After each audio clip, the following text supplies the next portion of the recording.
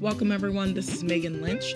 So I want to do a really quick recap of our leadership call, State of the Union call that we just did on Thursday night. So I'm excited. December 28th, we did a call and the main focus was to unify, to get unified. So I want you to focus on really truly promoting and sharing our organization.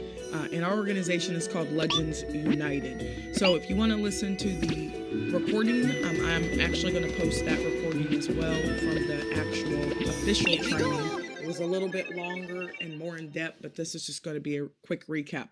So we did talk about focusing on Legends United because Legends United is really encompassing all of what you guys do, all of what we do. So you may be trying to save the whales. You may have another organization. I want you to really focus on bringing people into our organization and promoting the team name. So we're not really a company, branding a company. We're branding ourselves because people are going to know us first.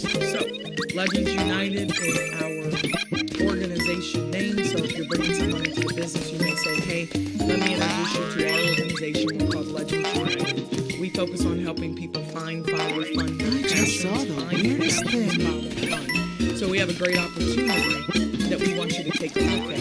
And it may be Transact Card, it may be Company X or whatever, but we want to make sure that we are branding ourselves because we are a commodity.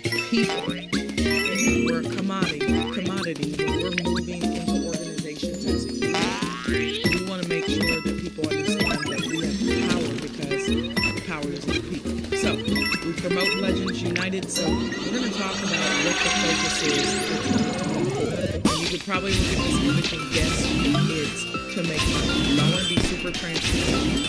Yes, we want to help a lot of people. We want to create impact, but we need to create income first. So I want to talk about just where Transact Card is right now. And a lot of people are saying, you know, this program is going to be a phenomenal program. It really is.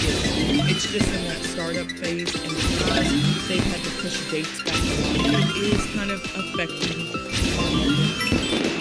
If you're not bringing in people actively right now, you will not be seeing the weekly money hit. Everyone's kind of waiting on the monthly. So I want to talk about how we're going to work while we wait. But then also people need to make money. So I do want to talk about a new Company X global opportunity that I'm going to be rolling out on Saturday. The fireworks were so good. It's going to be a call at 1 p.m. Eastern Standard Time. So I want to make sure that the fireworks were so good.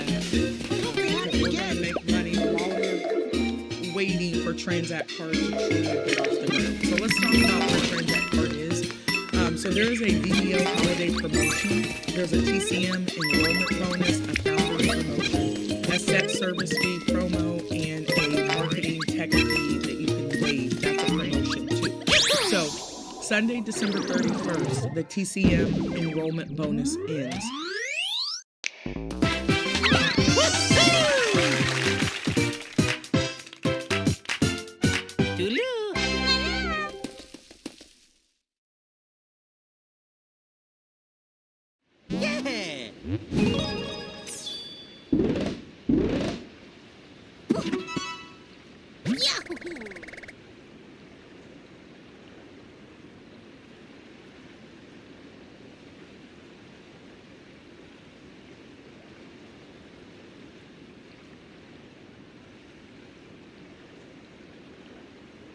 My sister admitted to a crime.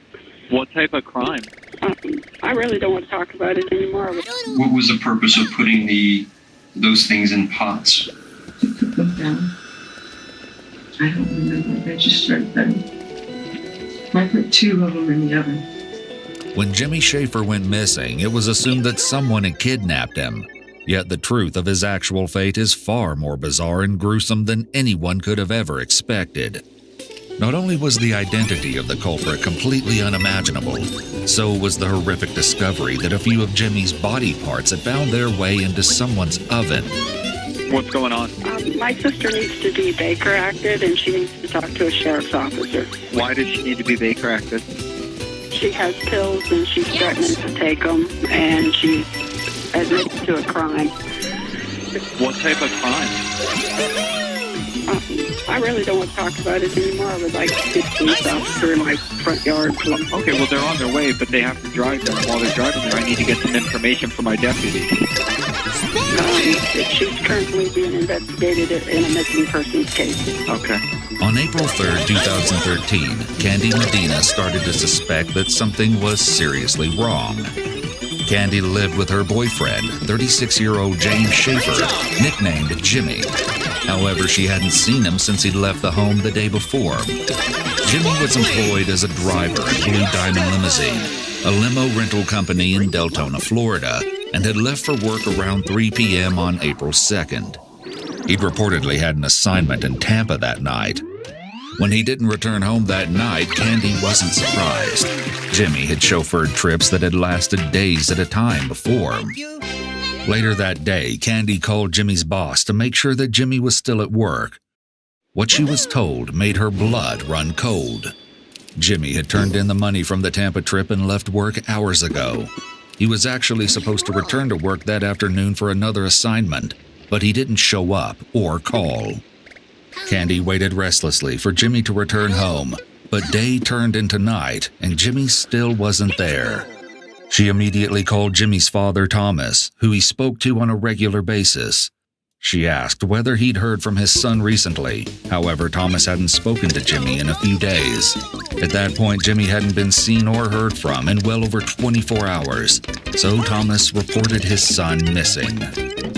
Thomas later received a call from Jimmy's boss letting him know that Jimmy's red pickup truck was still sitting in the company's driveway. The obvious first stop for detectives looking into what happened to Jimmy was to visit Blue Diamond Limousine. The same day the missing persons report was made, police pulled up to the small limo company where a mechanic claimed they had actually witnessed something unsettling after Jimmy returned from working the Tampa job, and just before he went missing. According to the mechanic, he was asleep inside the residential area of the company when Jimmy woke him up around 3 a.m. He told him that one of the limos was having problems. The mechanic went outside and started inspecting the car, and from where he was, he had a clear view of Jimmy walking to his truck in the driveway. Jimmy was standing by his vehicle when a dark car with tinted windows and its lights off crept up and stopped in front of the property.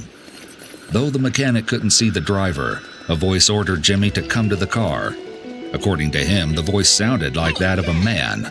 Jimmy walked over to the vehicle and the same voice told him to get inside.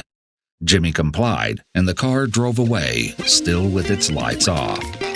Though Candy hadn't seen Jimmy, she had received a text message from him stating that he was having to hide out from someone, but that he was all right. She stated that while he allegedly owed several people money, she didn't know of anyone who'd want to harm him. Investigators spoke with nearby residents in hopes that someone could provide information that would lead to his whereabouts. It was then that they first made contact with his neighbor from across the street, 40-year-old Angela Stolt, and she had some interesting details to share. According to Angela, she'd seen Jimmy in the very early morning hours of the day he went missing, after he'd left work around 4 a.m. It was behind the Deltona Winn-Dixie where Jimmy, accompanied by an unidentified man, made a cash drop to Angela in the amount of $150. She explained that she was the payee for her friend Jimmy's Social Security disability benefits checks, and that the two shared a bank account. The next day, investigators revisited Angela so they could photograph the text messages between her and Jimmy as evidence. Angela had received another text message from Jimmy on that very morning. It read, "I can't get it. Keep the cash for yourself."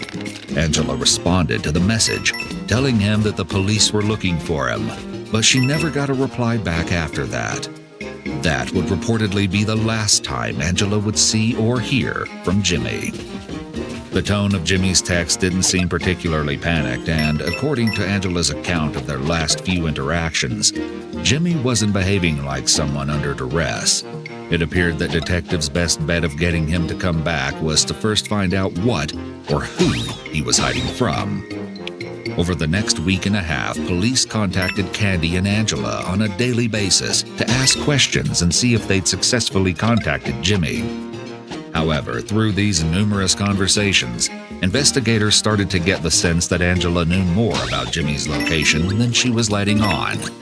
When they confronted her with this accusation, she shocked police by admitting that she actually hadn't been completely honest with them.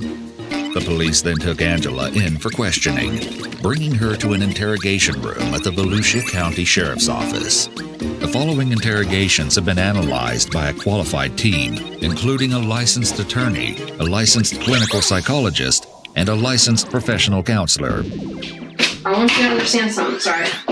We are conducting a criminal investigation, obviously. I told you and I promised you that prior to this, you have a clean slate. Okay? Clean slate. Whatever you told me before, we're starting all over. Right off the bat, Angela's sunglasses limit the detective's ability to observe an important aspect of her nonverbal communication, her eyes. The eyes can give away a person's emotions. Though this does put the detective at a slight disadvantage, asking Angela to remove her glasses could be interpreted as an attempt to infringe on her rights or treat her like a suspect. If they want the whole truth from Angela, it's best the detective steer clear of anything that might make her feel like a target. As long as I can get to the truth, I don't care how many lies it takes me. The door, it's not locked, you're not under arrest, okay? This is an attempt to get you out of this situation and find Jimmy and then close this case out. The fact that Angela is free to leave means that this isn't a custodial interrogation. Thus, Miranda rights don't technically apply here. The detective is approaching the interview as if she's giving her a second chance at their first one. However, this isn't recommended. When an interview is a follow-up of a previous one, it's most common to use the narrative method, which treats the current conversation as simply a continuation of the previous one, and features open-ended questions and attended cues. This method also provides the opportunity to build off the story and rapport from the last encounter. Because what was reported to us is that he was basically abducted. Okay? It was reported now that he is missing, he's endangered, and that he's been abducted. Now, what I need from you is I need for you to tell me all the reasons why that's not jiving with what you know. You're the closest person to him in this whole situation. Okay? You're probably the last person now since the other day that has actually seen him besides who he's with. What was going on with his family dynamic? What did you know about before we came to visit you? What was the conversation? What was anything that was said to you to indicate that he might be on the run or like he might be leaving? The detective delivered Angela multiple questions without pausing to let her answer. This could be a sign of nerves on the investigator's part. Even officers may get nervous during an interrogation, especially under the tremendous pressure of handling high-profile missing persons and/or murder cases. Ideally, though, the questions should be kept short and simple so as not to confuse the suspect or themselves. So when you became the payee of his Social Security or whatever, why did you become the payee on it? He begged me like for weeks, and I told him no several times. No. And he's like, I got nobody else.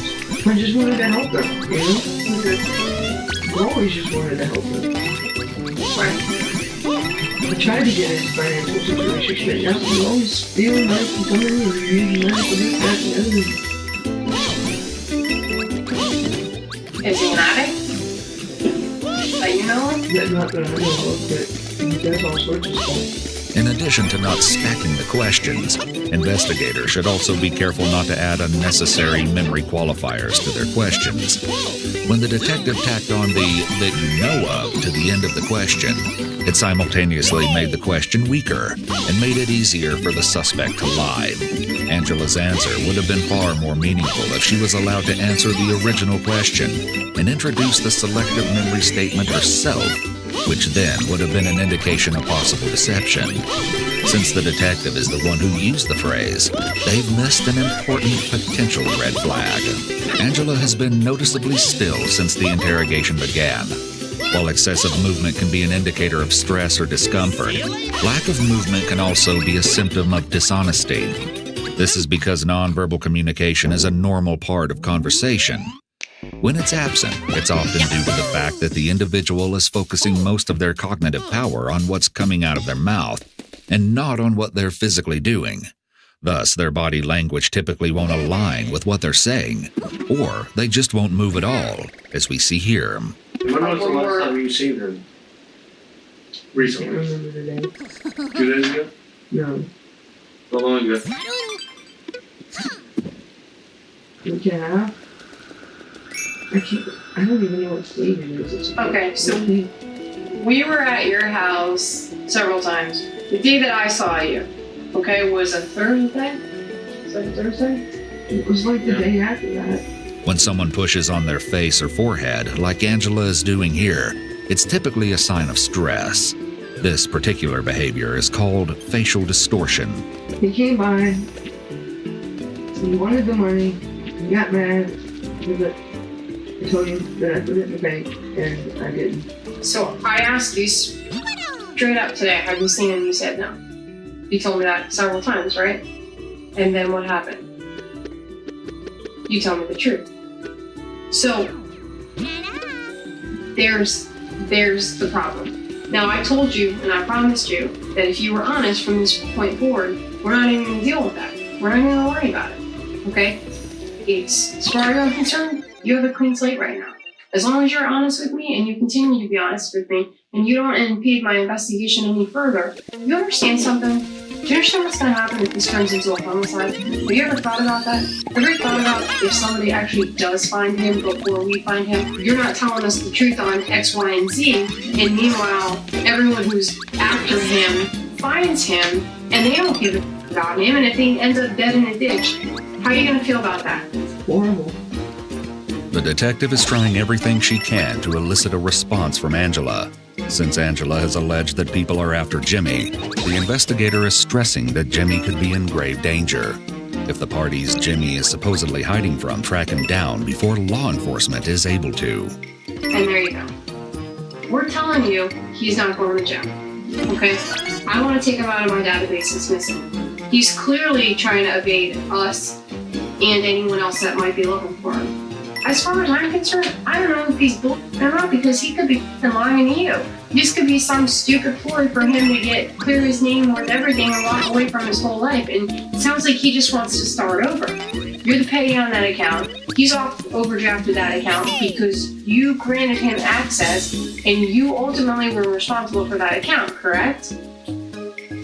So your name is not coming off of that until we lift this freeze. They're not going to let you have any access to that account. And rightfully so. You trusted him. You tell him to come to us, he f***ed you over again, and he's going to come back to your house. Notice that until this point, Angela has nodded her head in agreement to every point the detective has made. But when the detective gets to her next point, about Jimmy coming back to her house, Angela doesn't nod along. This may indicate that she doesn't agree with this statement. But what makes her so sure? Okay, who's to say that he's not going to come to you and say, take whatever's out of your own bank account then? You know, that's why, what if he says that to you? Get me the money. What if he puts you in the car and he tells you to go be a prostitute? I mean, I'm just thinking outside the box here. Did you tell him for a moment? I texted him that I didn't want to go to work. From the time you seen him that morning at the Winn-Dixie, when was it after that you seen him again? Very next day. The very next day, so the 5th. The 4th is when he was reported missing. And that's when you met him at the Winn-Dixie, correct? Okay. So the day after that? Okay. Was it at night, during the day, or Right. night? And where was that meeting? It was on my front porch. Okay. What did he tell you? I mean, did he talk about where he was, where he's been? He was talking really fast, saying that he needed the money so he could go get more. Off you go! And I told him I deposited it in the bank. Where did he say he was? Because I know he's not just going to show up and be like, hey, how you doing? He's going to say, hey, I've been somewhere I gotta go back to at least give you a city. Nothing. How'd you get there? There was a car in my driveway. I didn't use it. Go on. That morning, I just drove over. Was it the same car you seen that morning? It could have been. I don't know. We know that you know Jimmy a lot more than the way you're playing it off here. You know Jimmy, and I have a feeling you might know the people he was with. You know a lot more information than what you're telling us, okay? I know that based on the way you're acting. And I don't want you to lie to us. Have you spoken with him since? Go! Tried as in how? Texting? I just everything. Oh, I'm looking at your text with him. Does he reply to you since you tried to? Where is he staying right now? What does this mean? Dude, it seems like, I'm sorry, it seems like conversations are deleted. Were you deleting conversations in this? Because it doesn't even make sense. Like, you said you wrote, did it help? Did what help? You wrote, beyond burnt out, and then you wrote, did it help? Like you wrote a bit? May I see it? I don't know. I can't. They're all over the place. You have some that I don't understand how they're not even. They don't go consecutively. Here we go! You've driven him to get dope, right? Once or twice. Within the many years that you've known him? I find that hard to believe. It's surprising that the detectives are freely searching through Angela's text messages this way, as it seems like an invasion of privacy. Bravo! Given, Angela handed her phone over to the detective, but she didn't give her express permission to search through it. She might have only been giving the officer permission to look at the specific text messages they were discussing at the time. Besides being a poor trust-building choice, this could potentially give rise to legal issues later down the road. So, back to him coming to your house. So he comes to your house to get the money, and you tell him that the cops are looking for him, whatever. What does he say? I believe in you. Does he just walk up and say, I need to get away from everything? Or how does he start it? Give me the phone. I need you to concentrate on this. We'll go back to that. I need you to concentrate. When he came to your house, what was said? Although it's clear that Angela couldn't fully concentrate on the conversation while on her phone, the way the detective confiscated it is more in line with how a teacher might reprimand a student. Oh, yeah. Still, the phone was serving as a distraction and needed to be removed in order to focus the interrogation. It doesn't appear that Angela's Fourth or Fifth Amendment rights were violated as a result of the confiscation, given the circumstances. It doesn't seem that a warrantless seizure occurred, nor that she was deprived of chattel property. He said he needed the money back. So he took it before. So he checked out his money. So he could pay his mortgage. And pay back some stuff in the store. And he said, don't tell anybody over here. I said, why not? He said, because if the cops find me, they'll don't find me. They're using the phone. And I said, who? He said, I'm not upset. Hello? Hey, one moment. Do you want to talk to him? What was it? My husband. Alright, I'll talk to you later. Bye. Where's he? I don't know. Your husband's missing? No, No, I didn't say that. Oh, sorry. he is to me, but apparently somebody knows where he's at. He's still catching his tracks and stuff. I mean, not. He's still So he calls you from random locations? his phone is registered in Ohio. He was Jimmy's best friend. Are you kidding me? Is he with him? I don't know. Here we go. Like, thick as thieves. I Did your can't- husband disappear the same time Jimmy disappeared? Oh no, my husband disappeared a year and a half ago. Okay. So does this not sound familiar to you? The detective's behavior is particularly unprofessional here. I mean, Jimmy all of a sudden is doing the same exact thing that your husband did? I know it is. That's. Where's your husband? Is he in Florida? I think so. You guys are officially married. We're married. Yes. And he just disappeared. He had a dish shirt. How long has Jimmy been working for his boss?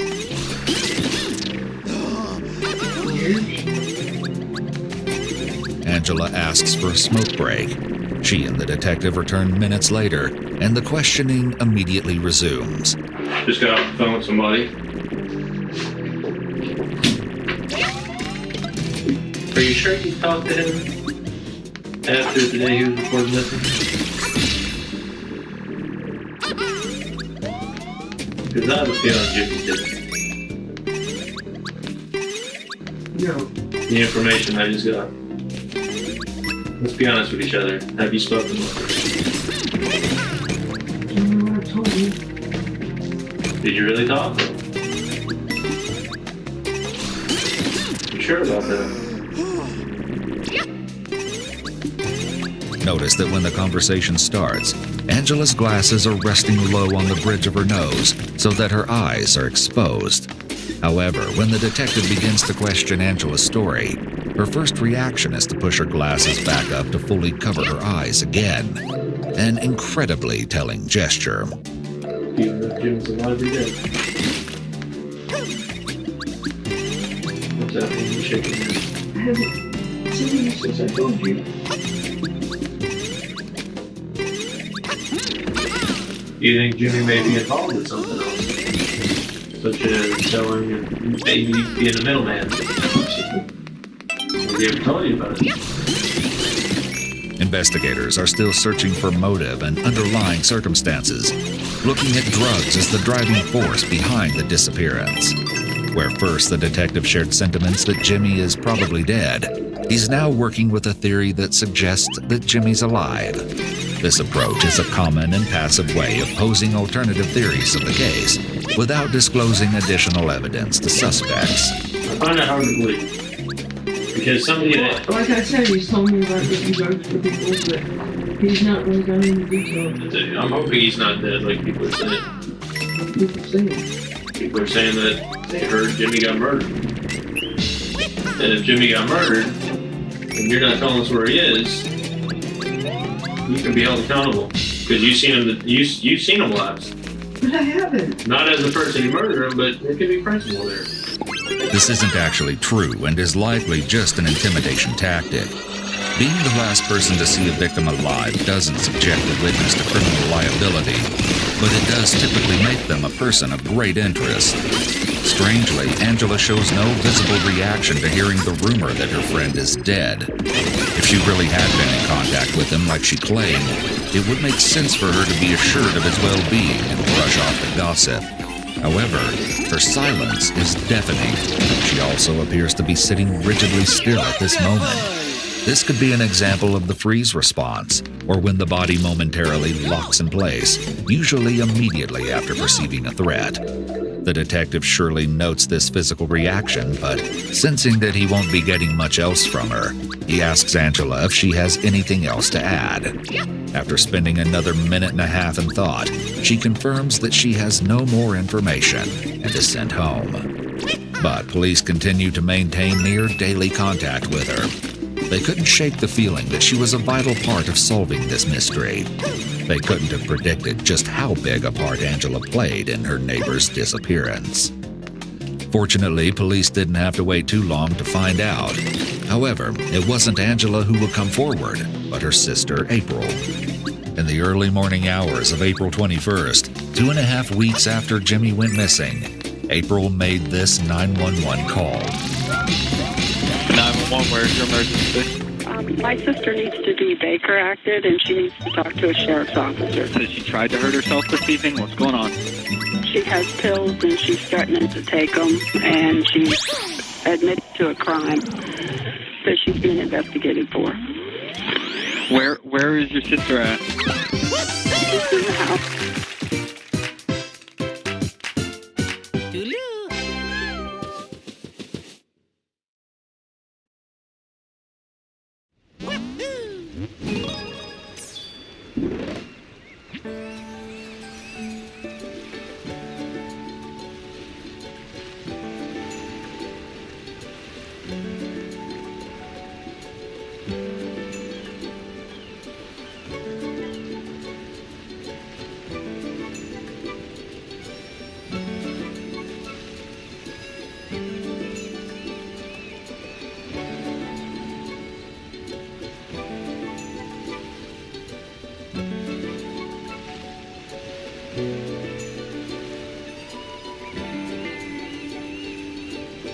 Was hugging her kids goodbye Why is she hugging her kids goodbye?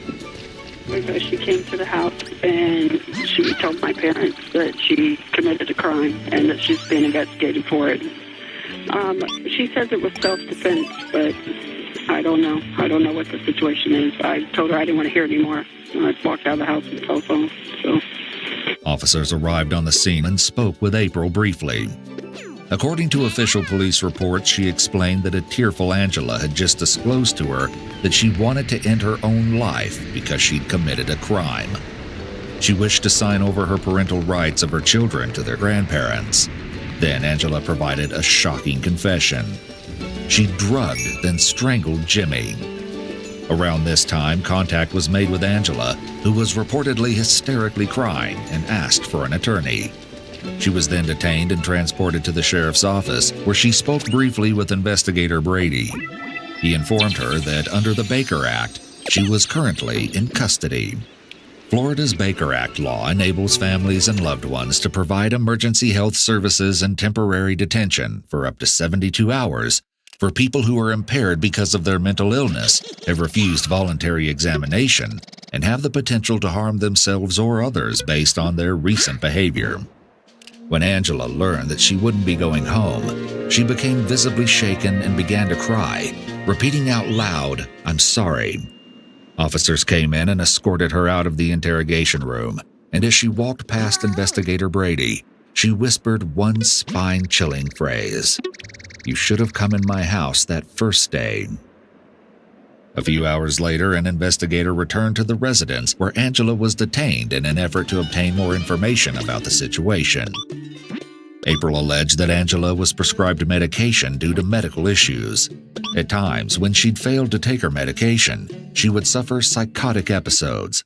She described